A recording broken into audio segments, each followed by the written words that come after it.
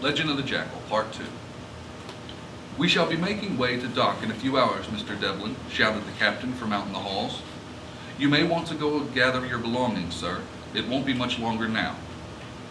"Thank you," replied Alder. He still had a few more hours until he reached the shores of England. He didn't need that much time. He only had one suitcase after all. Everything he owned was on his back and in that case. His finances were spent searching for his long-lost Jack. Poor little Jack. Whatever became of him, how Alder did miss him. He grabbed his luggage and made his way above deck. The sun was shining as he made his way to port side. It was nearing midday now. It was a beautiful day out on the sea, though you couldn't tell by the lack of such reflection upon Alder's ordinary face. It may as well have been raining. The earth could have opened up to swallow the ship, and Alder's face would remain the same. Expressions made their home on the face of every living soul, yet when it come to Alder Devlin, there was no roof to shelter an expression of any kind. Alder fixed his eyes on the eastern horizon. Soon England would break through the vast blue of the ocean and sky. Would he find his answers here in the old country? He wanted to believe that all of his answers would be right there waiting for him, but hopes were nothing more than another feeling that abandoned him on the day his brother Jack was taken from him. Slowly the passengers began to fill the deck. They were waiting for the moment when they could exit the ship and step onto land. It had been a couple of weeks now, and everyone had had their fill of the great sea. Though Alder was surrounded by nearly 100 passengers, he was alone.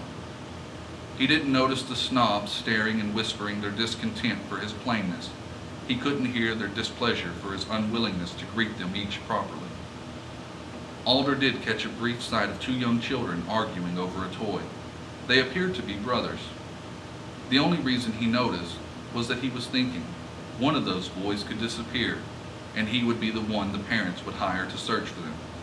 Sadly, Alder knew if the boys were taken by the same person who had taken Jack years ago, no one would ever see those boys again. "All ashore," shouted the captain's first mate. The ship had docked, and the passengers swarmed towards the exits. Out in the crowd, Alder could see hundreds of people awaiting to greet the passengers with warm smiles and open arms. One man stood out amongst the cheery warmth of the welcoming host. He was a man dressed in long brown garments. His solemn face was partly hidden in a shadow. Alder knew immediately that this gloomy figure was none other than Detective Hallam. "Welcome to England," Hallam greeted Alder as he shook his hand. "Thank you," replied Alder. "You must be Detective Hallam." "Please, call me Bryce." "I don't feel like much of a detective these days. I've been working these cases for nearly a year now, and I haven't been able to locate a single hair from one damned child. I'm glad that you're here. Perhaps between the two of us, we might be able to finally put a stop to this." Detective Hallam's voice was stern and filled with an illusion of hatred. He did hate whatever was taking the children of London. He hated himself more for not being able to figure it out and having to call in an American. "Don't be so hard on yourself, Detective. I've searched for this culprit for over 10 years, and I nor any of my prior associates have had any better luck with it. Whoever it is, they never leave a single clue, and no matter how you may try, this individual always manages to swipe the one child who slips past everyone's guard." Alder was trying to sound sympathetic, but with his lack of emotions and his true thoughts of the matter, he just couldn't sound convincing. The truth was, Alder was somewhat angry at Detective Hallam for not being able to do what he himself could not. "What's the count?" Alder continued. 18 last month, taken from right here in Pinson's. The last 27 have been taken from London this month. I've arranged for a carriage to take us there. We must get going if we hope to arrive there by sundown." Hallam's words were quick and maneuvered through the crowd. Alder was quick to listen and managed to weave through the mass of people. When they reached the carriage, Detective Hallam held the door open for Alder. "Good man," Detective Hallam said as he noticed Alder's luggage. "You pack light. You've learned by now that you must be swift and ready in order to catch this fiend." "As ready and as swift as I have become, I have yet to be enough of either to end this nightmare," said Alder as he stepped onto the carriage. "Together, I feel that we shall prove victorious.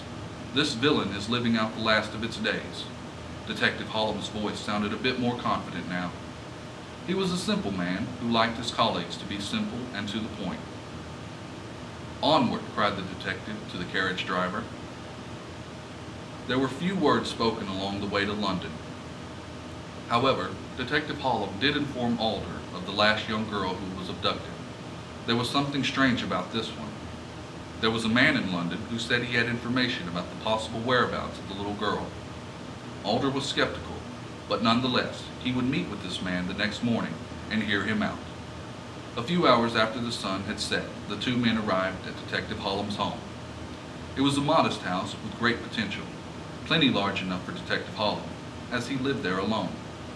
The two men entered the house and listened as the carriage drove off down the street, roaring across the cobblestones. Detective Hollum lit a lantern to illuminate the room and rid the two men of the darkness they had both grown accustomed to. Alder took a liking to Detective Hollum after seeing the state of his home. He was clearly a man devoted to his work and not the upkeep of his home. It was a house barely lived in.